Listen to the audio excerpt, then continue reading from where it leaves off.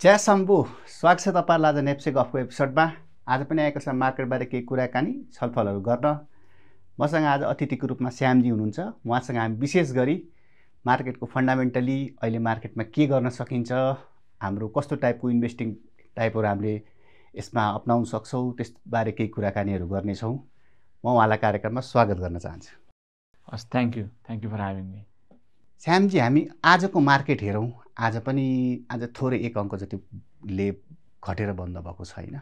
Market अब लगातार केही महिनादेखि नै साइडवेज जस्तो गएको छ। अहिले नेप्से कतिको हेर्नुपर्छ, कस्तो भइरहेको छ त अहिलेको नेप्से? अब स्पेसली नेप्से हेर्ने भने यो स्पेसली यो आन्दोलनपछि चाहिँ घटिरहेकै देख्छु म। अब मार्केटमा अलिकता भनौँ न सेन्टिमेन्ट अलिकता नेगेटिभ छ मान्छेहरूको। भनौँ न मान्छेहरू जो इन्भेस्ट गर्न चाहन्छ उसले गर्न पाइरहेको छैन। अब कता जान्छ भनेर मलाई धेरै क्वेसनहरू आउँछ। मार्केट कता जान्छ, माथि जान्छ कि तल जान्छ, किन घटिरहेको छ, मान्छेलाई एकदम बुझ्न चाहिँ अहिले एकदमै भनौँ न क्युरिसिटी छ। यसो हेर्दाखेरि चाहिँ म चाहिँ अझै मार्केट चाहिँ अझै अलिकता तल गएर बल्ल करेक्सनमा भनौँ करेक्सन मोडमा छ अहिले, अझै अलिकता तल गएर बल्ल माथि जाने चाहिँ देख्छु म नेप्सेलाई चाहिँ। मलाई याद छ हामीले लगभग 1 वर्ष पहिला जसो हुनुपर्छ, त्यति बेला हामीले कुरा गर्दा पनि मार्केट यही अराउन्डमै थियो। 1 वर्षपछि हजुर आउँदाखेरि पनि यही 2500-2600 को अराउन्डमा छ। नेप्सेको त यसरी हेर्दा त हाम्रो रिटर्नै देखेनौँ नि। रिटर्न भएन त नेप्सेमा, अब के गर्ने त? अब बियर मार्केटमा यसो हेर्ने हो भनेदेखि यसो तपाईँले एनालाइज गर्नु भने अरू मार्केटहरू पनि हुन चाहिँ यस्तै हुन्छ होइन। मार्केट तपाईँको साइडवेजै गइरहेको हुन्छ। त्यो भएर मेरो प्रिन्सिपल चाहिँ के छ भनेदेखि चाहे मार्केट जतासुकै जाओस्, आफूले चाहिँ राम्रो कम्पनी इन्भेस्टमेन्ट गर्न जरुरी छ। स्पेसली तपाईँको भनौँ न कम्पनी राम्रो छ कि छैन त्यो बुझ्नुभयो भने तपाईँलाई त्यो कम्पनीले राम्रो डिभिडेन्डहरू दिइरहेको हुन्छ। तपाईँले हो मार्केट घटिरहेको छ अथवा साइडवेज मुभ भइरहेको छ भनौँ, तलमाथि धेरै भइरहेको छ होइन, तपाईँको 1 वर्षपछि पनि खासै यसले राम्रो माथि जान सकेको छैन अथवा तल पनि गइरहेको छैन भने पनि एटलिस्ट तपाईँले त्यो डिभिडेन्डहरू लिएर चाहिँ डिभिडेन्डलाई कम्पाउन्डिङ हुन दिनुभयो भने चाहिँ लङ टर्ममा चाहिँ एकदमै राम्रो गर्छ। हामीले पनि आशा गरेको थियौँ विगतको केही महिनामा चाहिँ अब यसपालि त राम्रै पुल आउने हो। तर फेरि यो जेनजी आन्दोलनको कुराहरू आयो यहाँ नेपालमा त अब अलि कतिको निजन चाहिँ एकदम ठुलो नै यहाँ तसनस भएको थियो। प्राइभेट सेक्टरहरू पनि, गभर्मेन्टको अफिसहरू पनि होइन, त्यसले पनि रोक्यो भन्छ। अब यो जेनजी आन्दोलनले हाम्रो देशको अर्थतन्त्रमा र नेप्सेलाई पछाडि कतिकोसम्म ल्याएको छ, के असर परेको छ? अब जेनजी आन्दोलनले चाहिँ एउटा क्याटलिस्टको बारेमा चाहिँ काम गरेको छ। अब मार्केटमा यसै तपाईँको सेन्टिमेन्ट थिँदै थियो, त्यो माथि अब यो आन्दोलन अहिले पनि अलिकता अनसर्टिनिटी नै छ मार्केट होइन। मार्केट कहिले बढ्छ, मान्छेहरू चाहिँ मेरो पैसा हाल्यो भने घट्छ नै भन्ने मेन्टालिटीमा छ। कोही पनि मार्केटमा आएर चाहिँ मेरो पैसा बढ्छ कि भन्ने त्यो सेन्टिमेन्ट म देख्दिनँ। र मोस्ट अफ द मान्छेहरूले यसो हेर्नु भने पैसा भनौँ न लुजै गरिरहेको पाउँछु म जतिजनासँग म कुराहरू गर्छु। अब मार्केट बढ्न चाहिँ 2-3टा फ्याक्टर चाहिँ इम्पोर्टेन्ट छ। एउटा चाहिँ मान्छेमा कन्फिडेन्स हुनुपर्छ होइन, मार्केटको बारेमा कन्फिडेन्स होइन। हो यो पोलिसीहरू त ठिक छ, तर पोलिसी वाइज के काम भइरहेको छ त होइन। तपाईँको जबहरू क्रिएट भइरहेको छ कि छैन, जिडिपीहरू ग्रो भइरहेको छ कि छैन, इम्पोर्ट एक्सपोर्टले इफेक्ट गर्छ, प्लस तपाईँको फरेन इन्भेस्टमेन्टहरू आइरहेको छ कि छैन। अब तपाईँको यदि कम्पनी नयाँ आइरहेछ भनेदेखि त्यसले जबहरू क्रिएट गर्छ अभियसली होइन। तपाईँको अब सानोतिनो दोकान खोलेर खासै केही फरक पर्दैन। अब आफै मान्छे काम गर्ला दोकान खोला, त्यसले खासै इकोनोमीमा त्यस्तो डिरेक्ट इम्प्याक्ट गर्दैन। तर फर इक्जाम्पल तपाईँको भनौँ न एउटा 20 जना भएको कम्पनी खुल्यो, त्यस्तो मल्टिपल कम्पनीहरू खोल्यो अथवा कुनै फ्याक्ट्रीहरू खुल्यो होइन, तपाईँको फरेन इन्भेस्टमेन्ट आएर अब कुनै एउटा कम्पनी नै तपाईँको भनौँ कन्स्ट्रक्सन गरिरहेछ, त्यहाँ कन्स्ट्रक्सनको जबहरू हुन्छ, म्यानुफ्याक्चरिङको जबहरू हुन्छ, लजिस्टिकको जबहरू हुन्छ, त्यसको कन्ज्युमरहरू हुन्छ होइन, त्यसको इम्प्लोइहरू हुन्छ। त्यसले ओभरअल तपाईँको इकोनोमीमा पैसा तपाईँको भनौँ न साइकल गर्छ।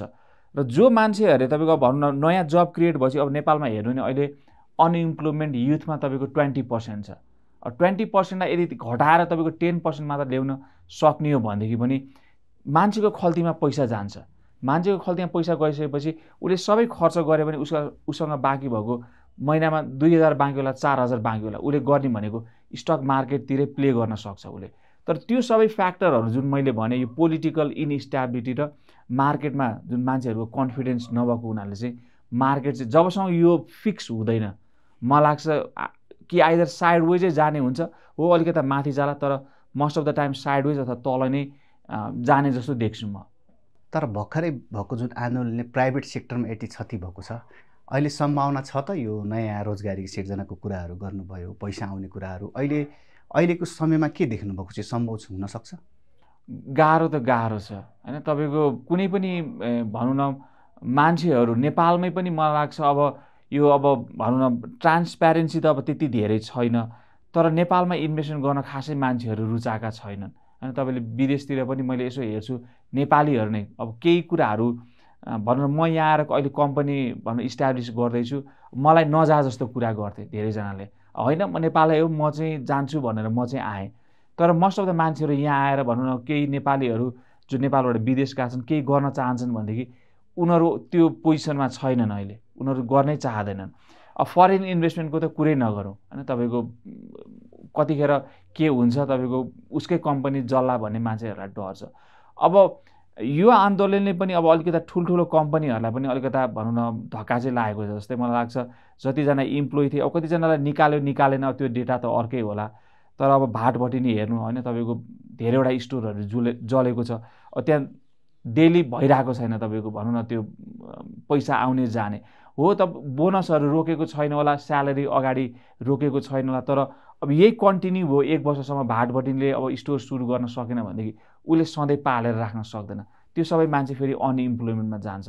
त्यो भएर चाहिँ सरकारले एउटा कुरा के गर्न जरुरी छ भनेदेखि एज अ नेपाली जनता हामीले के हेर्न जरुरी छ भनेदेखि पोलिटिकल स्ट्याबिलिटी एकदमै इम्पोर्टेन्ट छ होइन। हाम्रो दुईवटा नजिकको कन्ट्रीहरू हेरौँ हामी, जस्तै चाइना हेर्नु, इन्डिया हेर्नु, चाहे जेसुकै भइरहोस् यति राम्रो गरिरहेछन्, फरेन इन्भेस्टमेन्टहरू यति ल्याइरहेछ। इन्डियाकै कुरा गर्ने भनेदेखि ठुल्ठुलो कम्पनीहरू डेटा सेन्टरहरू बनाउन चाहन्छ, कल सेन्टरहरू इस्टाब्लिस गर्न चाहन्छ, कस्टमर सर्भिस केही नभए भने पनि कस्टमर सर्भिस राख्न चाहन्छ।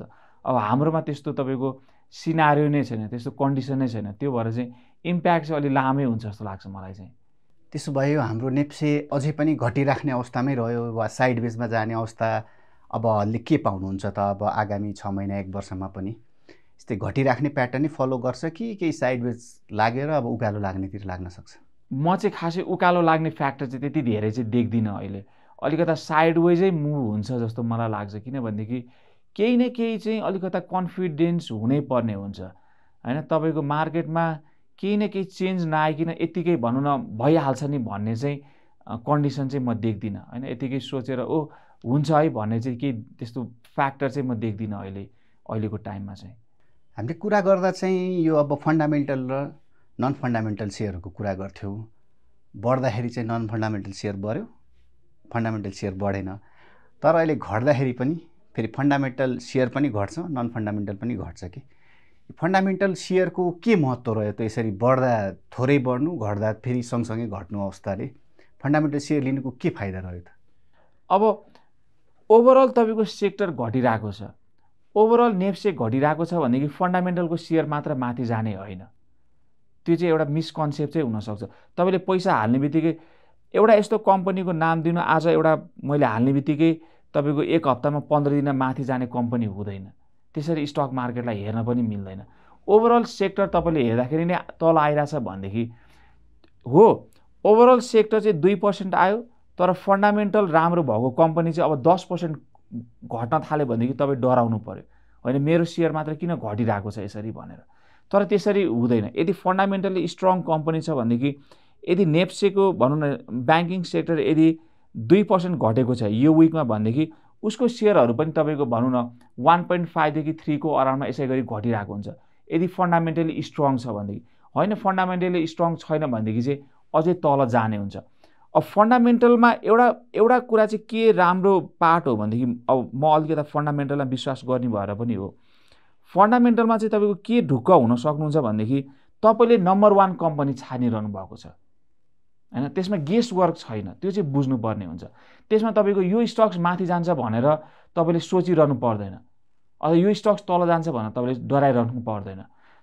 यदि फन्डामेन्टली स्ट्रङ कम्पनी छ भनेदेखि त्यो स्टक्स तपाईँको बढ्छ बुल मार्केट लाग्दाखेरि, मार्केट बढ्दाखेरि, किनभनेदेखि मोस्ट अफ द पैसाहरू त्यहाँ खनिन्छ। यदि कम्पनी नराम्रो छ भनेदेखि त्यसमा तपाईँको बिग प्लेयरहरू पनि जाँदैन, जस्तै म्युचुअल फन्डहरू जाँदैन, स्मार्ट मनी कन्सेप्ट भन्छ नि, बिग प्लेयरहरू जाँदैन। अनलेस बिग प्लेयरहरू तपाईँको यो राम्रो कम्पनीमा जाँदैन त्यो सेयरको प्राइस बढ्न एकदमै गाह्रो हुन्छ। त्यो भएर चाहिँ एउटा कुरा के बुझ्न जरुरी छ भनेदेखि आज इन्भेस्ट गरेर तपाईँले एक हप्ताको रिटर्न हेर्ने होइन कि आज इन्भेस्ट गरेर मेरो लङ टर्म रिटर्न कस्तो हुन्छ, मलाई कतिको दिमाग शान्त हुन्छ, मेरो जतिखेर पनि डराइराख्नु पऱ्यो भने त्यो इन्भेस्टमेन्ट भएन। त्यसले तपाईँलाई भनौँ न ब्लड प्रेसर मात्र बढाइदिन्छ। त्यो भएर चाहिँ तपाईँले अलिकता के हेर्नु पऱ्यो भनेदेखि हो म 80% बरु म लङ टर्ममा गर्छु, 20% बरु म ट्रेडिङमा हेर्छु। यदि 20% लुज भयो भने पनि 80%ले अलिकता 1-2 वर्षमा मलाई रिकभर गर्न सकोस् हैन। तपाईँको यदि साइडवेज मुभ भइरहेछ भने अब माथि गएको बेला त ओभरअल त्यो स्टक्सहरू अभियसली माथि त गइ नै हाल्छ। अब यसरी लङ टर्मको कुरा गर्दाखेरि अब कतिजनाले लङ टर्म पनि इन्भेस्ट गर्नुहुन्छ, कतिजनाले सर्ट टर्म गर्नु होला, कसैले अब सिजनल गर्नु होला हैन। अहिले कस्तो टाइपको अहिले मार्केटमा चाहिँ ट्रेडर वा इन्भेस्टर देख्नु भएको छ त हामीले वर्गीकरण गर्नु पर्यो भने कस्तो टाइपको इन्भेस्टर वा ट्रेडर हामीले अहिले नेपालको मार्केटमा पाउन सक्छौँ? अब मैले देख्दाखेरि चाहिँ 3 टाइपमा मैले क्याटेगोराइज गरिदिएको छ हैन ओभरअल नेप्सेमा इन्भेस्टरहरू। अब एउटा चाहिँ लङ टर्म छन्, लङ टर्म मान्छेहरू जो तपाईँको भनौँ न 2-4 चोटि अलिकता भनौँ न नराम्रो भएपछि उनीहरू यो मेरो बाटो होइन है भनेर उनीहरू चाहिँ लङ टर्म गर्न चाहन्छ, एकचोटि इन्भेस्ट गरेपछि ढुक्क हुन चाहन्छ, उसको फ्यामिली छ, उसको जब छ, यो ह्यासलबाट ऊ बाहिर निस्किन चाहन्छ। ऊ के गर्न चाहन्छ भनेदेखि एकचोटि इन्भेस्ट होस्, म अर्को 2 वर्ष 1 वर्ष मलाई अलिकता पिस अफ माइन्ड होस्, त्यो हुन। तर प्रब्लम के छ भनेदेखि त्यो मान्छेले पनि बुझेर चाहिँ गरेको छैन फेरि हैन। यो बुझ्ने र नबुझ्नेमा एकदमै फरक छ। त्यो मान्छे लङ टर्म गर्न चाह्यो भने पनि उसले चाहिँ फेरि अरूले भनेको यसमा गर यो बढ्छ है भने चाहिँ ऊ त्यतै गएको छ, अथवा नाम त सुनेको छ, उसले एकदमै नाम सुनेको छ होइन यो स्टक छ, उसलाई कन्फिडेन्स के छ भनेदेखि यो सियोरै बढ्छ भनेर, त्यसले गर्दैन। तपाईँले टप कम्पनी र बेस्ट कम्पनी छान्नै पर्ने हुन्छ। मैले ट्र्याक गरेको छु हरेक कम्पनीहरू, राम्रो कम्पनीहरूले राम्रै गरेको छ। तर क्याटेगोरिजको कुरा गर्ने भने सेकेन्ड भनेको चाहिँ अलिकति पोजिसनिङ भनौँ ट्रेडिङ गर्नेहरू छन्।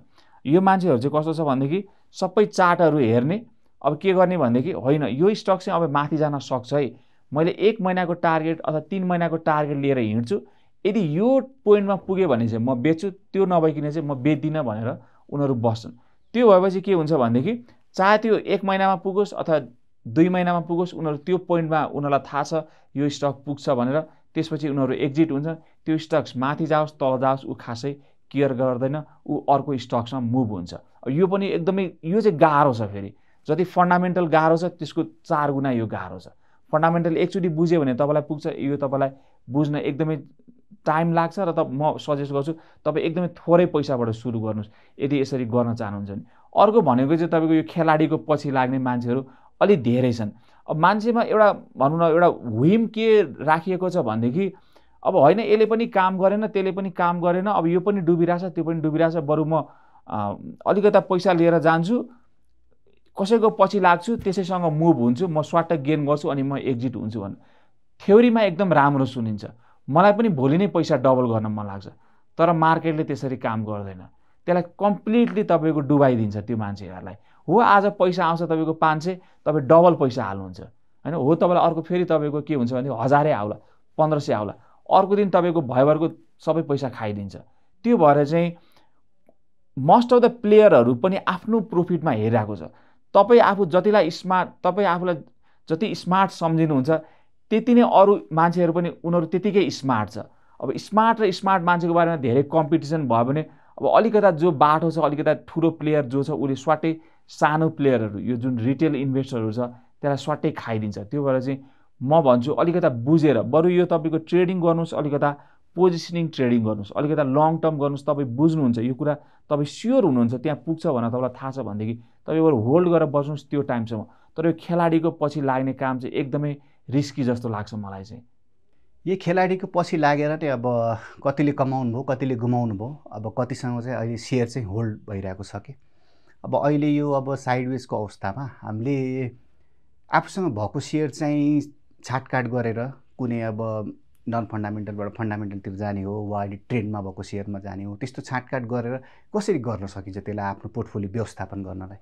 म भए चाहिँ मलाई स्टक मार्केट यदि दिनदिनै मैले हेर्नुपर्छ, दिनदिनै मेरो टाउको दुखाउनु पर्छ र मैले दिनदिनै ट्रेडिङ गर्नुपर्छ भनेदेखि स्टक मार्केटमा चाहिँ नगएकै राम्रो। यसले तपाईँलाई एकदमै हेडेक दिन्छ होइन। जब तपाईँको पैसा घट्न थाल्छ एकदमै प्रेसर हुन्छ होइन, त्यो पैसा निकाल्न पनि एकदमै गाह्रो हुन्छ। त्यो भएर चाहिँ म मान्छेहरूलाई के सजेस्ट गर्छु भनेदेखि तपाईँ कुनै पनि जोनमा हुनुहोस्, तपाईँ भनौँ न बिग प्लेयरको पछाडि लागेर त्यो हुइममा जान खोज्दै हुनुहुन्छ, त्यो थ्रस्ट लिन खोज्दै हुनुहुन्छ, अथवा तपाईँ ट्रेडिङ गर्दै हुनुहुन्छ अरूले भनेको भरमा भनेदेखि, अथवा तपाईँ लङ टर्म हुनुहुन्छ भनेदेखि म चाहिँ मान्छेहरूलाई के भन्छु भनेदेखि तपाईँले यदि राम्ररी बुझ्नुभयो भने फन्डामेन्टल राम्रो कम्पनीहरूले लङ टर्ममा एकदमै राम्रो गर्छ।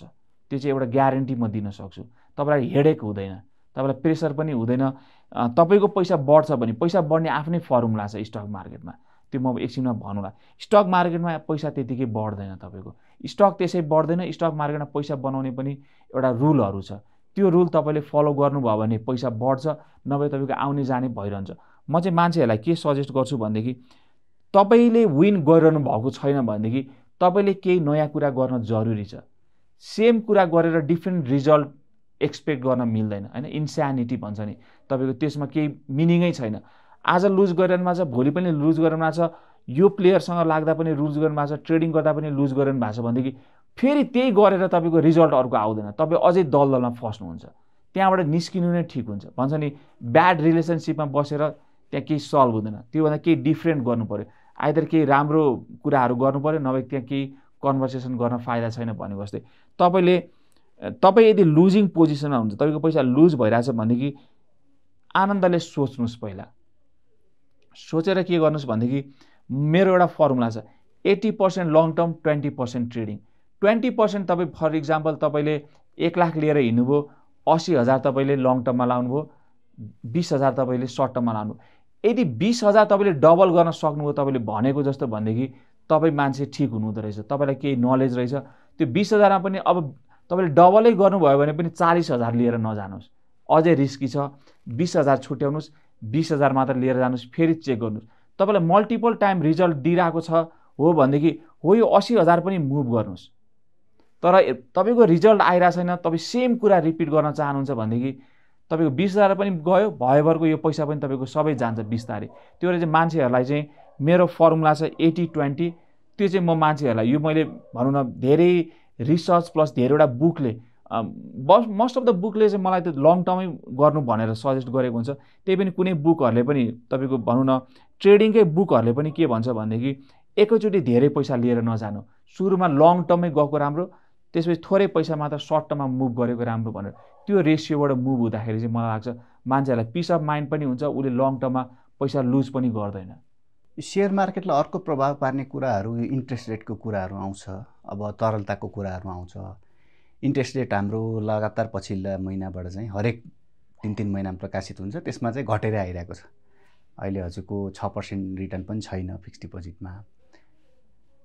राष्ट्रिय ब्याङ्कले नै पैसा अब हजुरको सुन्नुभयो होला 30 अर्ब तान्दै, 40 अर्ब तान्दै, 50 अर्ब तान्दै भन्ने आइरहेको हुन्छ हप्ता-2 हप्तामा होइन। अहिले पैसा पनि धेरै छ, इन्ट्रेस्ट पनि धेरै छ। यो हुँदाहुँदै पनि सेयर मार्केटमा चाहिँ किन पैसा आउन सकेन? पैसा पनि रहेछ मान्छेसँग, लगानी गरेर अरू ठाउँबाट पनि प्रतिफल छैन, त्यो पैसा पनि किन सेयर मार्केटमा आउन सकेन? अब मान्छेको कन्फिडेन्सै हो एउटा चाहिँ भनौँ न, अब मेरो रिटर्न आउने स्योरै छैन भनेदेखि म किन स्टक मार्केटमा जाउँ भन्ने मान्छेको सोचाइ छ। अब अर्को के छ भनेदेखि इन्ट्रेस्ट रेट कम हुने बित्तिकै मान्छेहरूले सबैले लोन लिने पोजिसनमा पनि छैनन्। अब त्यो लोन लिएर म स्टक मार्केटमा हाल्नु त्यो सबैको गेम पनि होइन, र लोन लिएर स्टक मार्केटमा जानु चाहिँ त्यो फेरि अझै नराम्रो एउटा फर्मुलै हो तपाईँको भनौँ न। लोन लिएर कहिले पनि तपाईँको स्टक मार्केटमा नहाल्नु, किनभने भनेको जस्तो हुँदैन होइन। त्यो हुने भएदेखि म नै तपाईँको भनौँ जति सक्दै म लोन लिएर हाल्थेँ, स्टिल म पनि स्टक मार्केटमा लोन लिएर कहिले पनि जान्न। तपाईँले गर्नुपर्ने भनेको बरु तपाईँ कमाउनुहोस् अनि बल्ल स्टक मार्केटमा जानुहोस्। अब नबढ्नुको मेन रिजन भनेको चाहिँ अब यदि मान्छेले यो बुझेको छैन, चाहे त्यो सानो प्लेयर होस् अथवा तपाईँको भनौँ न मिड साइजको प्लेयरहरू होस् अथवा ठुलै प्लेयरहरू, यदि उसले लुज गरिरहेको छ भनेदेखि ऊ डराउँछ अब जानलाई। उसले 10% लुज गर्यो, 20% लुज गर्यो, अब त्यो निकाल्न तपाईँको एकदमै गाह्रो छ।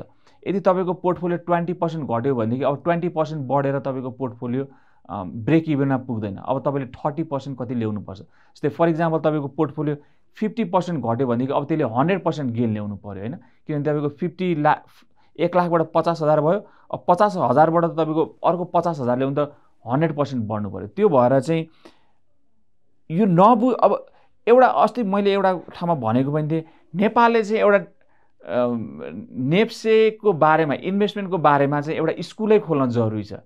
बरु त्यसको लिड मै गर्न सकुला, ट्रेडिङको पनि लङ टर्म इन्भेस्टमेन्टको पनि।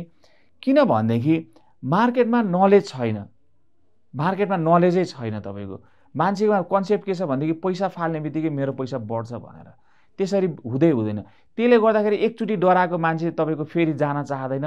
र अर्को के जरुरी छ भनेदेखि मैले देखे अनुसार चाहिँ जति मान्छेहरूको अकाउन्ट छ हैन, मैले सुने अनुसार अब डेटा अनुसार अब गुगलले भने अनुसार तपाईँको 60 देखि 70 लाख तपाईँको यो सेयर अकाउन्टहरू छ, डिम्याट अकाउन्टहरू हैन, एकदमै धेरै हो।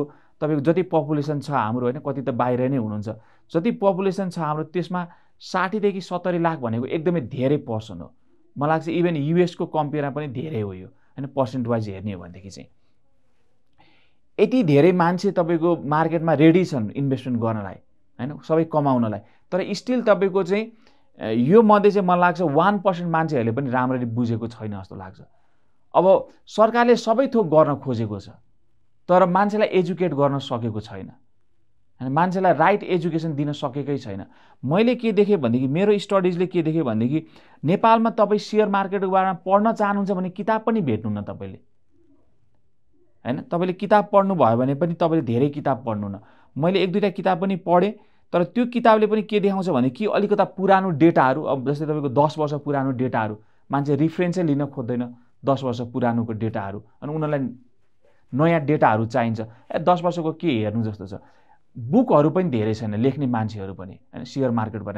रियल अब कन्टेन्ट त धेरै बन्छ तपाईँको सेयर मार्केटबाट नेपालको बारेमा, किनभने अहिले ट्रेन्डै त्यस्तै छ, तर रियल एजुकेसन दिने च्यानलहरू कन्टेन्टहरू तपाईँको नेक्स्ट टु नन छ हैन। अलमोस्ट तपाईँको भनौँ न एजुकेसनमा फोकस गर्ने एकदमै कम छ। मैले स्टडी गर्दाखेरि चाहिँ जुन बाहिरको मार्केटहरू, जुन म्याच्योर मार्केटहरू छ, तिनीहरूले चाहिँ डाइरेक्ट आफूले हैन थर्ड पार्टीहरूबाट उनीहरूले के गरेको छ भनेदेखि मान्छेमा एजुकेट गर्न तपाईँको इन्भेस्ट गरेको छ। जबसम्म यो एजुकेसन आउँदैन, मान्छेमा अवेरनेस आउँदैन हैन, यो स्टक मार्केट तपाईँको भनौँ न आज हो बढ्ला तर यसले लङ टर्म तपाईँलाई चाहिँ मान्छेहरूलाई चाहिँ हेल्प गर्दैन। त्यो भएर चाहिँ अलिकता सरकारले चाहिँ अब हरेक कुरा गर्यो, उसले इन्ट्रेस्ट रेट घटायो, लिक्विडिटी तान्यो, भनौँ न पैसाहरू तान्यो हैन, तपाईँको लिक्विडिटी पनि छ मार्केटमा, उसले भनौँ न कन्डिसनहरू पनि राइट ठाउँमा ल्याउन खोजेको छ, तर स्टिल यो एजुकेसनमा चाहिँ उसले डाइरेक्ट केही न केही प्रोग्रामहरू ल्याउन जरुरी छ जस्तो लाग्छ मलाई चाहिँ। अहिले हाम्रो मेन स्टक मार्केटै राम्रो नभएको अवस्थामा अब यहाँ मान्छेहरूले यसबाट कमाउन सकिएन, इन्ट्राडे ल्याउनु पर्यो, सर्ट सेलिङ ल्याउनु पर्यो, मार्जिन कारोबारसम्म दिनु पर्यो भन्ने छन्। अबहरूले भन्नुभयो अब यो जुन एजुकेसनको कमी छ त्यसले त झन् अब हाम्रो यो सर्ट सेलिङ इन्ट्राडे आउँदा, मार्जिन कारोबार आउँदा यसले धेरै ठुलो क्षति गर्न सक्ला। अब अहिलेको अवस्थामाहरूले नेपालको यो हेर्दाखेरि के लाग्छ, अब यो जुन सर्ट सेलिङहरू, इन्ट्राडेहरू, मार्जिन कारोबारहरू आउनु पर्ने भन्ने छ, अब आउला पनि सायद केही दिनमा, त्यो अहिलेको अवस्थामा अब यहाँको लगानीकर्ताहरूलाई त्यसले फाइदा गर्ला कि बेफाइदा बढी गर्ला? म चाहिँ भन्छु यसले चाहिँ फाइदा चाहिँ गर्छ जस्तो मलाई लाग्दैन हैन। मान्छे इक्विटी मार्केटकै बारेमा बुझिरहेको छैन भनेदेखि अब तपाईँले मार्जिनल, अब तपाईँको भनौँ न डेरिभेटिभ्स ल्याएर, मार्जिनल ल्याएर, अप्सनल ट्रेडिङहरू ल्याएर, अथवा तपाईँ कोही मान्छे क्रिप्टो गर्नु पर्यो भन्छन्, त्यसले मलाई लाग्छ त्यति हेल्प गर्दैन। त्यसले मार्केटमा फेरि भनौँ न विनर भन्दा धेरै लुजरहरू ल्याउँछ जस्तो लाग्छ। एक त मान्छेहरूको अघि मैले भनेको जस्तो पैसा धेरै डिस्पोजेबल इन्कमहरू छैन। मसँग 50,000 म खल्तीमा राखेर हिँड्दिनँ एभ्री मन्थ हैन। तपाईँको मान्छेसँग डेली मिट गर्न गाह्रो छ उनीहरूलाई हैन। तपाईँको भनौँ न डे टु डे उनीहरूको डेली बेसिक्स कुराहरू, त्यो माथि अब यो तपाईँको भनौँ न मार्जिनल अकाउन्टहरू, ट्रेडिङ अकाउन्टहरू, तपाईँको डे ट्रेडिङ्सहरू प्लस तपाईँको अप्सनल ट्रेडिङहरू जुन तपाईँको डेरिभेटिभमा जान्छ, त्यसले खासै हेल्प गर्छ जस्तो लाग्दैन मलाई। अब हो त्यसमा पनि तपाईँको 1-2जनाले कमाउला, मोस्ट अफ द मान्छे फेरि डुब्ने नै हुन्छ। अब यो डुबाईबाट फेरि अर्को डुबाईमा किन जानु? बरु यो इक्विटी मार्केटै जुन तपाईँको भनौँ न युएसमा पनि डोमिनेट गरेको त इक्विटी मार्केटले नै छ, रियल भन्यो भने, अथवा विदेशमा हेर्नु भने इक्विटी मार्केटले नै छ। तपाईँको चाहे तपाईँ भनौँ न क्रिप्टोकै हेर्नुभयो भने पनि क्रिप्टोको मार्केट अहिले मलाई लाग्छ 2 ट्रिलियन जस्तो छ, तर स्टक मार्केट हेर्नु भने युएसको तपाईँको $65 ट्रिलियन छ। हैन, इक्विटी मार्केट मात्रै। त्यो भएर चाहिँ इक्विटी मार्केटको एजुकेसन, इक्विटी मार्केटको नलेज, इक्विटी मार्केटमा एउटा पोजिसनमा पुगाएर त्यसपछि ल्याउँदाखेरि चाहिँ तपाईँको भनौँ न मान्छेहरूलाई पनि अलिकता पैसा लुज गर्दैन थिए, मान्छेहरूले अलिकता कन्फिडेन्स पनि बढ्छ जस्तो लाग्छ मलाई चाहिँ। अब यही इक्विटी मार्केट कस्तो एउटा मेजर फरक हुनसक्छ अहिले नेपालमा भएको र युएसमा भएको चाहिँ के चाहिँ मेजर फरकहरू छ जुन चाहिँ नेपालमा ल्यायो भने चाहिँ अझै नेपालको यो स्टक मार्केट पनि इक्विटी मार्केट सुधार हुन सक्थ्यो? अब मैले देखेको चाहिँ फर्स्ट त मैले एजुकेसन भन्नै पर्ने हुन्छ। एजुकेसन एकदमै इम्पोर्टेन्ट छ। हरेक एउटा कुरा के एड गर्न चाहन्छु भने हरेक गेममा तपाईँलाई गेम थाहा छैन भनेदेखि तपाईँ लुज गर्नुहुन्छ। फर इक्जाम्पल म तपाईँको भनौँ न मलाई भलिबल खेल्न आउँदैन, म भलिबलको टिम प्लेयरहरूमा गयो भने मलाई मेरो त्यहाँ स्पेसै छैन हैन, मलाई किक आउट गर्दै हुन्छ त्यहाँ भोलि हैन। म तपाईँको टेबल टेनिसमा गएँ, हेर्दाखेरि त टुकटुको त्यहाँ मलाई छैन भनेदेखि मैले हार्ने गेम हो। त्यो भएर यदि तपाईँ त्यसमा बेटर हुनु न भनेदेखि तपाईँको चान्स राम्रो छैन भने त्यसमा नगएको राम्रो। अब गर्नु के पर्यो भनेदेखि एउटा अब यो उता त एकदमै धेरै अहिले फ्लो भएको पैसा फ्लो हुने ठाउँ भनेको चाहिँ इन्डेक्स फन्ड हो, जुन नेप्से 30 भनेर ल्याउन खोजेको थियो। नेप्से 30 नै ल्याउनु पर्ने पनि होइन र सरकारले ल्याउनु पर्ने होइन। यदि यो ब्याङ्किङले बुझ्थ्यो भनेदेखि अब नबुझ्ने त म भन्दिनँ, अब ल्याउन नखोजेको पनि होला। अब यहाँ धेरै भनौँ न स्मार्ट ब्याङ्करहरू छन्, सिओहरू छन् होइन। तर इन्डेक्स फन्ड चाहिँ एउटा कम्पनीले पनि गर्न सक्छ, इन्डेक्स गर्न सक्छ, त्यो ठुलो कुरा होइन। त्यसमा इन्भेस्टमेन्ट चाहिँ लाग्छ, तर भनौँ न अब मसँग 2-4 करोड छ भनेदेखि चाहिँ मैले इन्डेक्स कसरी मुभ भइरहेको छ भनेर मैले त्यो निकाल्न चाहिँ नसक्ने होइन। त्यो सफ्टवेयरले नै ट्र्याक गर्न सक्छ, मैले डेली बसेर पेपरमा लेख्नुपर्ने होइन। इन्डेक्स फन्डले चाहिँ अब एउटा मेजर मैले देखेको चाहिँ इन्डेक्स फन्डले चाहिँ एकदमै तपाईँको भनौँ न फेरि पिस अफ माइन्ड होइन। जस्तै अघि मैले भने तपाईँले बुझेर गर्नुपर्छ भनेर भने मैले, इन्डेक्स फन्डले चाहिँ फेरि पिस अफ माइन्ड के गरिदिन्छ भनेदेखि तपाईँले एकचोटि इन्भेस्टमेन्ट गरिदिएपछि तपाईँले खासै त्यसमा मतलब गरिरहनु पर्दैन होइन। तपाईँको इन्डेक्ससँगै त्यो भनौँ न कुनै सेक्टर मुभ हुन्छ। जस्तै इन्डेक्स ब्याङ्किङको इन्डेक्स लाग्यो, अथवा तपाईँको इन्सुरेन्सको इन्डेक्स भयो, म्यानुफ्याक्चरिङको इन्डेक्स भयो, अथवा बिजनेस इन्सुरेन्स, म्यानुफ्याक्चरिङ, ब्याङ्किङ, हाइड्रोको एउटा इन्डेक्स भयो। त्यसले गर्दा चाहिँ के हुन्छ भनेदेखि सँगसँगै मुभ हुन्छ तपाईँको होइन। तपाईँले हेर्नै पर्दैन खासै स्टक मार्केट। अब तपाईँलाई मुभ गर्न मन छ, तपाईँको आफ्नो पोर्टफोलियो हेर्न मन छ, मेक सेन्स होइन, तपाईँ हेर्नुहुन्छ, तर खासै त्यसमा टाउको दुखाइ हुँदैन। मैले मेजर देखेको चाहिँ हुन त अब जति कुराहरू इक्विटी मार्केटमा उतातिर छ यता पनि छ, एउटा नभएको भनेको चाहिँ अब यो डेली ट्रेड होइन। तपाईँको डेली अब यहाँ चाहिँ 2-3 दिन लाग्छ तपाईँको अकाउन्टहरू तपाईँको फुलफिल हुन, पैसा आउन, किनिन ओर्न। उता चाहिँ क्विक हुन्छ, त्यो चाहिँ यहाँ नेपालमा गर्न जरुरी छ, गरेको राम्रो। त्यो क्विक तपाईँको होइन, तपाईँको जुन भनौँ न धेरै टाइम नलाग्ने। र अर्को भनेको चाहिँ अब अर्को मैले देखेको चाहिँ ब्रोकरहरूले पनि अब भनौँ न यो स्टक्स किन्नु त्यो स्टक्स किन्नु भनेर चाहिँ अब मान्छेमा के फिल हुन्छ भनेदेखि ब्रोकरले नै भनिसकेपछि त मैले चाहिँ किन्नुपर्ने हो कि भनेर। अब हुन त यो सब लिगलै हो, मलाई थाहा छ होइन। अब यो लिगलै नभइकन उनीहरूले त भन्दैन, तर अब अलिकता सेवन पनि अलिकता टाइट हुन जरुरी छ यो नेपाल सेक्युरिटी भनौँ न एक्सचेन्ज होइन। किनभनेदेखि मान्छेमा चाहिँ एउटा सेन्टिमेन्ट के छ भनेदेखि होइन नेपालमा जे गरे पनि हुन्छ भन्ने त्यो जुन मान्छेमा मेन्टालिटी बसेको छ कि यसले हामीलाई डुबाइदिने नै हो, यो कम्पनीले राइट सेयर घाटा भयो भने पनि इस्यु नै गरिदिने हो, पैसा हाम्रो लग्ने नै हो। त्यो कुराहरू चाहिँ अलिकता यो सेक्युरिटी एक्सचेन्जले चाहिँ होइन अलिकता टाइटली होइन, अलिकता तपाईँको आइपिओ निकाल्दाखेरि पनि अलिकता क्राइटेरियाहरू मिट गरेर, जुन चाहिँ सजिलै मिट नहोस् होइन। तपाईँको फेरि क्राइटेरिया चाहिँ बनाउने फेरि सिम्पली मिट हुने, त्यो चाहिँ खासै राम्रो भएन। अलिकता टाइटली अब्जर्भ गरेर उनीहरू होइन तपाईँको युएस मार्केट, क्यानाडाको मार्केट अथवा अस्ट्रेलियन मार्केटहरू अलिक कम्पेयर गरेर चाहिँ त्योबाट केही सिकेर चाहिँ तपाईँको त्यसलाई अलिकति टाइटली रेगुलेट गर्दै चाहिँ हुन्थ्यो जस्तो लाग्छ मलाई चाहिँ। अब हामी रिटेल इन्भेस्टरहरूको कुरा गर्दाखेरि उनीहरूको चाहिँ अब कन्फिडेन्सको कमी होला, उनीहरू चाहिँ एक्टिभली लगानी गर्न नसकुला। तर हाम्रो जुन ठुलो लगानीकर्ताहरू छन् होइन, ठुलो इन्भेस्टर भन्छ म्युचुअल फन्डहरू, हाम्रो ठुल्ठुलो स्टक डिलरहरू पनि छ यहाँ 2टा, उहाँहरूसँग एकदम धेरै पैसा छ। अब अहिलेको यस्तो अवस्थामा पनि उहाँले किन अहिले खरिद गर्न नसक्नु भएको? मार्केट स्टेबल गराउने जिम्मेवारी पनि त एउटा ठुलो लगानीकर्ताहरूको हुन्छ कि नेपालमा फरक हो कि बाहिर योभन्दा अर्कै हुने हो कि यहाँ चाहिँ स्टेबल गर्न नसकेको? अब बाहिर चाहिँ तपाईँको यति ठुल्ठुलो फन्डहरू चाहिँ खासै तपाईँको मार्केटमै बस्छ होइन। अब फेरि स्टक मार्केटै कुरा गर्दाखेरि चाहिँ तपाईँ स्टक मार्केटबाट 100% बाहिर निस्केको पनि राम्रो होइन हैन। उता पनि तपाईँको भनौँ न मैले देखेको $1 ट्रिलियन फन्डहरू छ, जस्तै ब्ल्याक रक भयो, चार्ल्स श्वाबहरू छ, भेनगार्डहरू छ, तपाईँको अरू थुप्रै कम्पनीहरू छ जुन चाहिँ तपाईँको $1 ट्रिलियन छ, 10 ट्रिलियन, 7 ट्रिलियन, 5 ट्रिलियन यस्तो फन्डहरू म्यानेज गर्छ। उनीहरू स्टक मार्केटबाट बाहिर बस्दैनन् हैन, त्यो फन्डहरू खासै बस्दैनन्, तपाईँको स्टक मार्केटमै बस्छन् उनीहरू। चाहे त्यो उनीहरू राइड गर्छन्, त्यो भनौँ न इन्डेक्ससँग राइड गर्छन्, चाहे तपाईँको कुनै एउटा कम्पनीसँग अब हो त्यसमा भित्र अलिअलि तपाईँको भनौँ न बाहिर सेल भइरहेको हुन्छ, तर उनीहरू त्यो मार्केटसँग राइड गरिरहेको हुन्छ हैन। तपाईँको त्यति धेरै रिस्क देख्दिनँ म। अब यहाँको चाहिँ अब ठ्याक्कै हेर्दाखेरि चाहिँ अब पर्सनल प्रफिटको लागि भयो भने उनीहरू पनि अपर्च्युनिटी चाहिँ वेट अब धेरै त छैन एक हैन, अब तपाईँले भन्नु 2टा भने जस्तो अब धेरै एक त छैन, त्यो माथि पनि उनीहरू पनि अब अपर्च्युनिटी कतिखेर आउँछ। अब मलाई लाग्छ भनौँ न उनीहरू पनि अब कतिको भनौँ न कुन स्ट्राटेजी एप्लाई गर्छ अब त्यो चाहिँ हेर्नै पर्ने हुन्छ। अब ट्रेडिङमा गएछन् कि लङ टर्ममा गएछन्, यदि लङ टर्ममा गरिरहेछ भनेदेखि उनीहरू मार्केटबाट बाहिर बसेको छ जस्तो मलाई लाग्दैन, यदि उनीहरूले बुझेको छ भनेदेखि चाहिँ हैन। त्यो भएर चाहिँ अब यसो हेर्दाखेरि चाहिँ तपाईँको यदि तपाईँ लङ टर्म हुनुहुन्छ भनेदेखि मार्केटबाट चाहिँ मैले सिम्पली भन्दाखेरि चाहिँ बाहिर बस्नु जरुरी छैन 100%। तपाईँ यदि बस्नै चाहनुहुन्छ भनेदेखि 50% भन्दा चाहिँ बढी मार्केटभन्दा बाहिर नबसेकै राम्रो।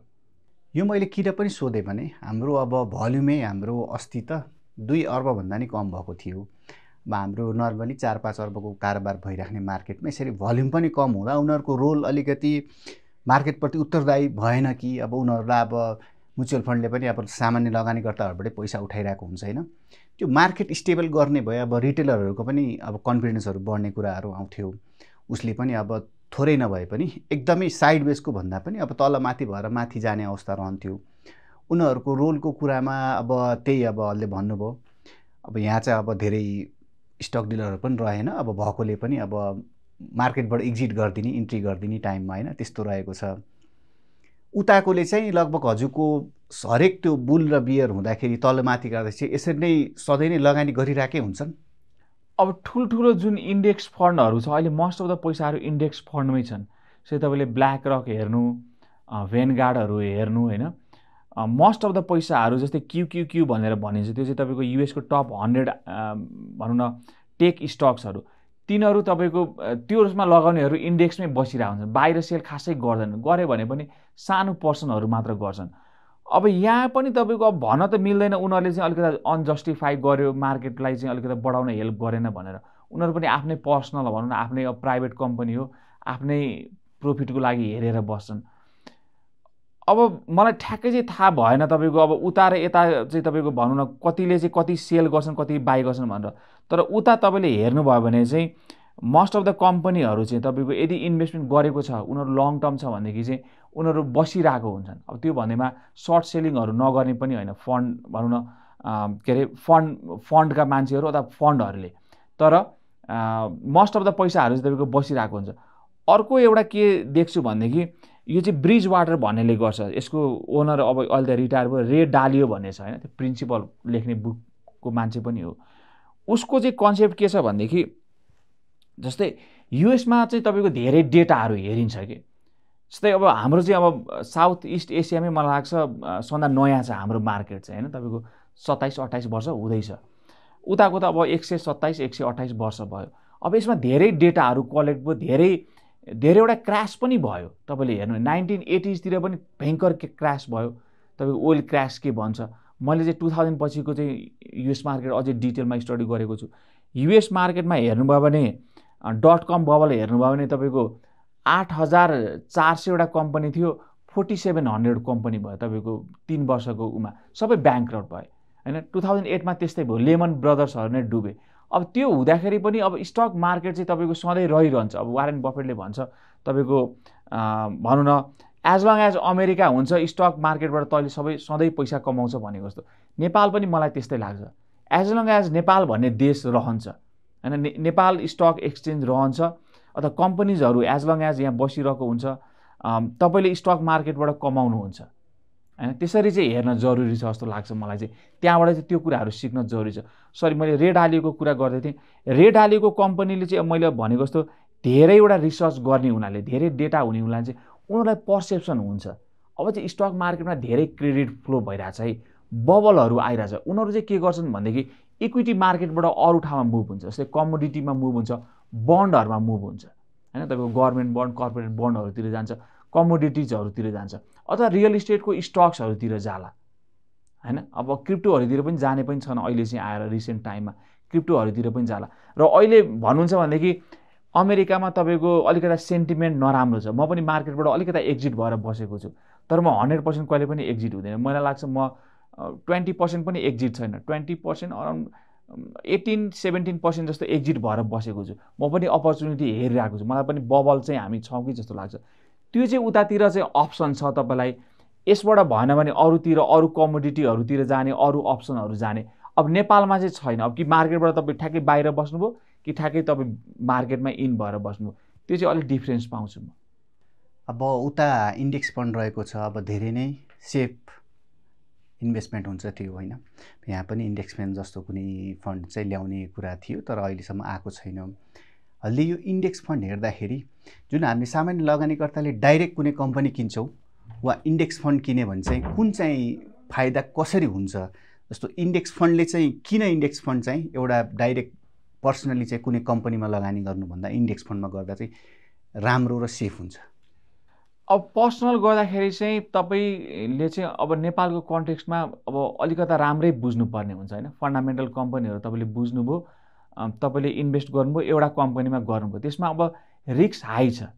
रिस्क किन हाई छ भनेदेखि तपाईँले फर इक्जाम्पल तपाईँसँग 1 लाख रुपियाँ छ, तपाईँले 4वटा कम्पनीमा गर्नुभयो, इन्डिभिजुअल कम्पनीमा गर्नुभयो, 25-25 हजार गर्नुभयो, तपाईँको रिस्क बढी भयो। किनभनेदेखि यदि एउटा कम्पनी नराम्रो भयो भने तपाईँको 25% पोर्टफोलियोमै तपाईँको भनौँ न अलिकता इम्प्याक्ट पर्यो। अब इन्डेक्स फन्डले चाहिँ कसरी काम गर्छ भनेदेखि उनीहरूले चाहिँ टप, अब इक्जाम्पल लिदिउँ नेप्से 30, उनीहरूले टप 30वटा कम्पनी पिक गर्छ। 30वटा कम्पनी पनि त्यतिकै पिक गर्दैन। अब नेपालमा के रुल ल्याउँछ आफ्नै बनाउन सकेला त्यो होइन। एभ्री क्वार्टर चाहिँ लास्ट 4 क्वार्टर चाहिँ प्रोफिटमा जानुपर्ने हुन्छ यदि त्यो इन्डेक्समा आउन सक्छ भनेदेखि। फर इक्जाम्पल मैले चाहिँ अहिले सानीमा ब्याङ्क ल्याउन खोजेँ मेरो इन्डेक्समा। फर इक्जाम्पल म चाहिँ नेप्से 30 चाहिँ मैले एउटा इन्डेक्स बनाएँ अरे। म यस्तो कम्पनी मात्र ल्याउँछु जहाँ चाहिँ ब्याक टु ब्याक कन्सिक्युटिभ तपाईँको 4वटा क्वार्टर चाहिँ प्रोफिटमा गएको छ होइन। क्यालेन्डर इयरमा हुनु पर्दैन, फिजिकल इयरमा हुनु पर्दैन, तर यदि मैले यो कम्पनी आज ल्याउँदैछु भनेदेखि हिजोसम्म चाहिँ त्यो कम्पनी चाहिँ 4वटा क्वार्टर चाहिँ प्रोफिटमा हुनुपर्छ। त्यो रिक्वायरमेन्टहरू राखेको हुन्छ। अरू पनि रिक्वायरमेन्टहरू छ तपाईँको, तिनीहरू तपाईँको भनौँ न स्मल क्यापमा जाँदैन, फेरि एकदम सानो तपाईँको भनौँ न अब 1 बिलियन 500 मिलियन कम्पनीमा जाँदैनन्। यो इन्डेक्स फन्डहरू बनाउने चाहिँ अलिकता बिग प्लेयरहरूमा जान्छ, जस्तै तपाईँको नबिल ब्याङ्क भयो, हाइड्रो पावरहरू होइन, तपाईँको चिलिमेहरू भयो, त्यस्तोमा जान्छ। तर टप 30 पिक गर्छन्। टप 30 गर्दाखेरि पनि उनीहरू चाहिँ यो क्राइटेरियाहरू छ भनेदेखि उनीहरू यो कम्पनीहरूले राम्रै गर्छ। यो कम्पनी त्यत्तिकै तपाईँको इन्डेक्समा आएको छैन, यो कम्पनीहरूको 4वटा क्वार्टर राम्रो भएको छ। अब नेपालमा 4वटा क्वार्टरै भेटिँदैन कुनै पनि कम्पनी भनौँ न सधैँ प्रफिट जाने भनेदेखि 4वटा क्वार्टर प्रफिट जाने छन्, यो चाहिँ मैले भन्नुपर्छ होइन। नेपालमा राम्रो कम्पनीहरू पनि छन्, छान्न जानुपर्ने हुन्छ। अब 30वटै कम्पनी नभेटेला तपाईँको, अब 28वटा भेटेला आफ्नै कुरा होला, तर तपाईँको 4वटा quarter back to back profit जाने कम्पनी पनि छन्, 5 वर्ष लगातार प्रफिट जाने कम्पनीहरू पनि छन्। त्यो मैले डेटाहरू मैले कलेक्ट गरेको छु। त्यसरी बनाउँदाखेरि चाहिँ तपाईँलाई डर के भएन भनेदेखि यो कम्पनी भोलि तपाईँको डुब्दैन।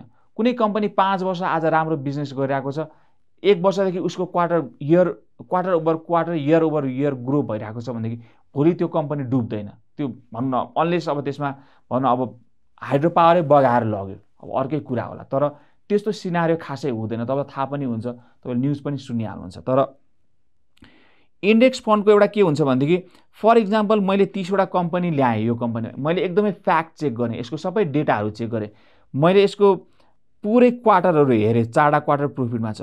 अब यो 30वटा मध्ये एउटा कम्पनी पनि तपाईँको बिग्रियो अरे, फर इक्जाम्पल मैले यदि हाइड्रो पावरै बगाइदियो अरे, एउटा हाइड्रो पावर एउटा कम्पनी तलमाथि भएर पनि उसको फन्डमा खासै इम्प्याक्ट भएन नि त, किनभने उसमा त 30वटा कम्पनी छ। अब तपाईँले इन्डेक्स 100 बनाउनु भने त्यहाँ त 100वटा कम्पनी भयो। अब रिक्वायरमेन्ट तपाईँको अलिकति लोवर होला, तर 100वटा कम्पनीमा तपाईँको 2टा कम्पनी तपाईँको तलमाथि भयो भने पनि त्यो फन्डलाई केही पनि इम्प्याक्ट हुँदैन। हो अलिकता हुन्छ, अब तपाईँले अघि मैले भनेको जस्तो तपाईँ इन्डिभिजुअल कम्पनीमा गर्नुहुन्छ भनेदेखि चाहिँ 4वटा कम्पनीमा छ भनेदेखि तपाईँको 25% इम्प्याक्ट हुने भयो त्यो कम्पनी बिग्रियो भने। तर यहाँ तपाईँको यदि भनौँ नेप्से 30 नै गर्नुभएको छ भनेदेखि तपाईँले चाहिँ भनौँ न मलाई लाग्छ कति अब 100%मा हेर्दाखेरि तपाईँको 3% मात्र इम्प्याक्ट हुने भयो।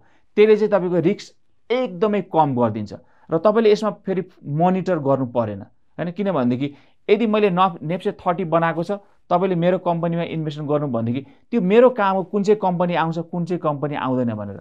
तपाईँलाई त केही हेडेक भएन नि, तपाईँ त खालि मेरो कम्पनीमा पैसा हाल्नुहुन्छ, तपाईँ सुतेर बस्नुहुन्छ। किनभनेदेखि तपाईँलाई भरोसा छ मेरो कम्पनी, मेरो ट्र्याक रेकर्ड राम्रो छ, मलाई सबै कुरा थाहा छ, म राम्रो कम्पनी मात्र जान्छु, मेरो रिक्वायरमेन्टै छ म चाहिँ कम्पनी नराम्रो छ भनेदेखि लिन भनेदेखि तपाईँ चाहिँ आनन्दले सुतेर बस्न पाउनुहुन्छ। त्यो नै मेन डिफ्रेन्स हो इन्डेक्स फन्डको र इन्डिभिजुअल कम्पनीहरूको चाहिँ।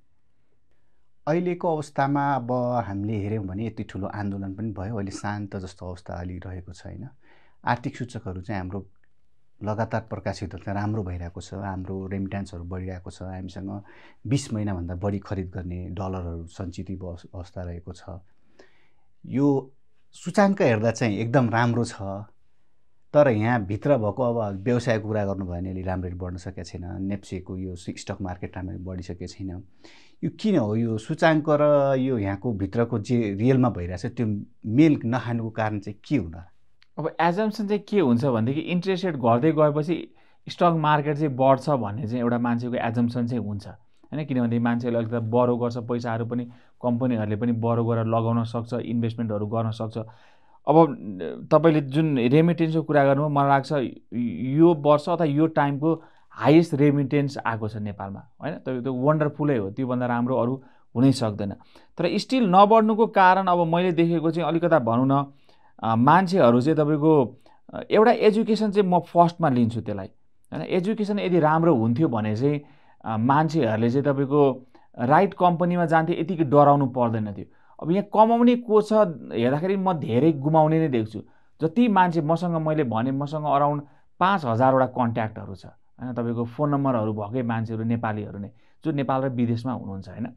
अब इमेल त मसँग अझै धेरै होला हैन। तपाईँको इमेलहरू मेरो वेबसाइटबाट लिनेहरू त्यो 5000 मध्ये चाहिँ कोही मान्छे मैले यस्तो देखेको छैन जसले चाहिँ तपाईँको पैसा बनाएको छ त्यो 5000 मध्ये पनि हैन। त्यो चाहिँ मसँग डाइरेक्ट कन्ट्याक्ट, मसँग तपाईँको आएर सोध्ने त अब तपाईँको अझै भनौँ न 10,000 15,000 भन्दा धेरै मान्छे मलाई फलो गर्नुहुन्छ र मेरो कन्टेन्ट हेर्नुहुन्छ। यो एजुकेसन चाहिँ एकदमै इम्पोर्टेन्ट भएको छ नेपालमा अहिले हैन। यो के हो तपाईँको भनौँ न स्टक मार्केटले कसरी काम गर्छ, स्टक मार्केटमा बढ्ने कुरा के हो, कम्पाउन्डिङले कसरी पैसा बढ्छ हैन। अब खालि तपाईँको पैसा बढ्दैन यो त्यो भनेर जुन एउटा हल्ला सेन्टिमेन्ट नेगेटिभिटी छ त्यो चाहिँ अलिकता क्लियर गर्न चाहिँ जरुरी छ। यस्तो होइन है भनेर मैले एउटा सरलाई पनि तपाईँको भनौँ न एप्रोचहरू गरेको छु मैले स्कुलहरूमा। म चाहिँ राइट कुराहरू चाहिँ ग्राउन्ड लेभलबाट मान्छेहरूलाई सिकाउन चाहन्छु। यो कुरा बुझ्न एकदमै जरुरी छ हैन। सधैँ हुइममा लागेर चाहिँ पैसा आउँदैन भनेर मेरो डे 1 देखि नै कुरा थियो, अहिले पनि छ।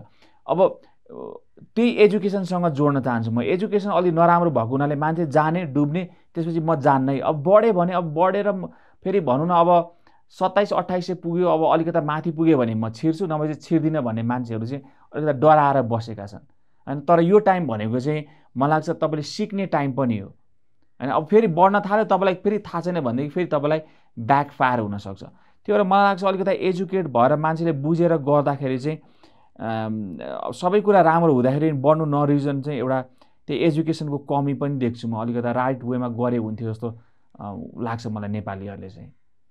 एजुकेसनको कुराहरूले धेरै उठाउनु भएको छ। अब आफ्नो व्यक्तिगत तौरबाट पनि अब अहिले त अब धेरैजना ट्रेनिङहरू पनि दिनुहुन्छ। नेप्सेले नै केही ल्याइदियोस् भन्ने हाम्रो पनि चाहना हो। जस्तो अब हामीले टेक्निकल लाइसेन्सको कुराहरू पनि भइरहेको थियो, आगामी दिनमा आउला। अब हजुरसँग भएको एजुकेसनले अब एनालाइसिस गर्दाखेरि अब नेप्से त अब साइडवेज छ, अब यही 25-26 घुमिरहेको छ। आगामी 1-2 वर्षमा नेप्सेबाटै चाहिँ कसरी हामीले राम्रो पैसा कमाउन सकिन्छ? उहाँहरूलाई टाइमलाइन बढी चाहिने हो वा अहिले साइडवेज जाने के देख्नुपर्छ त? हाम्रो नेपालीहरूको चाहिँ इन्कम नेप्सेबाट नै गर्नलाई चाहिँ के गर्न सकिन्छ? नेप्सेबाट नै कमाएर बस्छु भन्दाखेरि चाहिँ नेप्से चाहिँ एउटा वेल्थ बिल्ड गर्ने टुल एज अ लिन जरुरी छ। किनभनेदेखि स्टक मार्केटले त्यसरी काम गर्छ। त्यही भन्छु म एजुकेसन हैन। कमाई भन्दाखेरि पनि तपाईँले वेल्थ बिल्ड गर्नुहोस्। तपाईँ पेट्रोल हाल्नलाई पैसा नहेर्नुहोस् नेप्सेमा, तपाईँ म बाइक कसरी किन्छु भनेर सोच्नुहोस्। तपाईँ म घर कसरी चलाउँ भनेर पैसा ननिकाल्नुहोस् नेप्सेबाट, नसोच्नु त्यसरी। सोच्नुहुन्छ भनेदेखि तपाईँलाई अलिकति गाह्रो पर्छ। म घर कसरी किन्नु भनेर सोच्नुहोस्। अलिकति ठुलो थिङ्किङ, अलिकति लङ टर्म, पैसालाई कम्पाउन्डिङ हुन दिनुपर्ने नै हुन्छ। अब नेप्से 2 वर्षको आउटलुक हेर्नुहुन्छ भने चाहिँ अब राम्रो चाहिँ हुनुपर्ने हो हैन, किनभनेदेखि अलिकति स्टेबिलिटी आउन खोजिरहेको छ नेपालमा। अलिकति नियमहरू पनि सजिलो बनाइदिएको छ मान्छेहरूलाई एज अ इन्भेस्टमेन्ट गर्नको लागि। अब म चाहिँ के सजेस्ट गर्छु भनेदेखि यही एजुकेसनमा, यो टाइममा एजुकेसनमा इन्भेस्टमेन्ट गरेर अब यो 2 वर्ष चाहे तपाईँ भनौँ न 1 वर्षमा यो नेप्से जान्छ भनेदेखि राइट एजुकेसन लिनुभयो भने तपाईँले 500% त यतिकै कमाउनुहुन्छ। त्यसलाई कम्पाउन्डिङ दिनुभयो भने त्यो अझै बढी हुन्छ। किनभनेदेखि फर इक्जाम्पल दिन्छु, तपाईँले यदि सोल्टी होटेलको सेयर लिनुभयो, हुन त धेरैवटा इक्जाम्पल छ, मैले सोल्टी होटेलको लिएँ। तपाईँ धेरै टाढा जानु पर्दैन नेप्सेमा वेल्थ बिल्ड गर्न, तपाईँले सिम्पल नै गर्न सक्नुहुन्छ। तर तपाईँले टाइम चाहिँ दिनुपर्ने हुन्छ, बुझेर म भन्छु। हेर्नु है, सोल्टी होटेलको सेयर तपाईँको लास्ट इयर 36% बोनस बाँडेको थियो, यो इयर पनि 30-31% कति छ। तपाईँले 31% त पाउनुहुन्न 400 मा सेयर किनेर 500 मा किनेर। तपाईँले पाउने भनेको त डिभिडेन्ड यिल्डमा हो। त्यो भनेको तपाईँको अराउन्ड 5% हुन्छ हैन, 5 25 6% जस्तो हुन्छ। 5 देखि 6% हुन्छ। तपाईँ नेप्से माथि जाओस् तल जाओस् तपाईँले 6% त एभ्री इयर गेन गरिरहनु भएको छ। तपाईँ घर बसी नेक्स्ट इयर त्यो पैसा तपाईँको के हुन्छ भनेदेखि तपाईँको पैसा 1 लाख थियो 1,06,000 हुन्छ। नेक्स्ट इयर त्यो क्यापिटल भएर बस्छ। मान्छेहरूले त्यो कुरा बुझ्दैन। त्यो भएर चाहिँ यो फन्डामेन्टल बुझ्न एकदमै जरुरी छ। हैन, अरू पनि कम्पनीहरू छ। अब सोल्टी होटेल बढ्ला घट्ला आफ्नो ठाउँमा होला, तर तपाईँको पैसा गुमाउने चान्स छैन हो। तपाईँको अलिकता अब सोल्टी होटेल तपाईँको 400 मा आयो भने पनि तपाईँलाई त्यति फरक पर्दैन, किनभनेदेखि ओभरअल नेप्से तल आएकोलाई सोल्टी होटेल पनि तलै आउँछ। ओभरअल होटेल सेक्टर तल आएकोलाई सोल्टी होटेल पनि तल आउँछ। जस्तै सोल्टी होटेल तपाईँले हेर्नु भने कोभिड टाइममा लसमा थियो अभियसली, तर अहिले राम्रो गरेको छ, किनभनेदेखि सबै कुराहरू राम्रो गरे। त्यो भएर चाहिँ म चाहिँ के भन्छु भनेदेखि तपाईँले यो सब कुराहरू बुझ्नु हो, तपाईँले यो च्यानलहरू बुझ्नु हो भनेदेखि स्टक मार्केटमा वेल्थ कसरी बिल्ड हुन्छ भनेर मलाई लाग्छ तपाईँले राम्रो गेन गर्नुहुन्छ। नेप्सेको प्रोस्पेक्टिभ सोध्नुहुन्छ भनेदेखि म चाहिँ एकदमै आशावादी छु बढ्छ भनेर। अब ठ्याक्कै यही 6 महिनामै 3200 पुग्छ भनेर चाहिँ म त्यसरी भन्न सक्दिनँ, त्यसरी भन्न पनि मिल्दैन जस्तो लाग्छ मलाई। तर फ्युचर चाहिँ मलाई ब्राइट छ जस्तो लाग्छ। आशा गर्दछु हाम्रो कुराले अब हामीले ट्रेडिङ गर्ने, इन्भेस्टिङ गर्ने, कसरी एजुकेसन धेरै लिन सकिन्छ, अहिलेको मार्केट अवस्थाबारे केही कुराकानीहरू गऱ्यौँ। आज आएर आफ्नो अमूल्य विचार राखिदिनु भएको र मेरो प्रश्नको उत्तर दिनुभएकोमा म श्यामजीलाई धेरै धन्यवाद दिन चाहन्छु। तपाईँ र तपाईँको टिमको लागि यो मेरो जुन थट्सहरू राख्न दिनुभयो, म हार्टली थ्याङ्क यू भन्न चाहन्छु। Thank you. हस् त, आजको लागि हामी यहीँबाट बिदा लिन्छौँ। आगामी दिनमा पनि हामी यस्तै नेप्से गफ लिएर तपाईँसम्म आउँछौँ। तबसम्मको लागि जय शम्भु।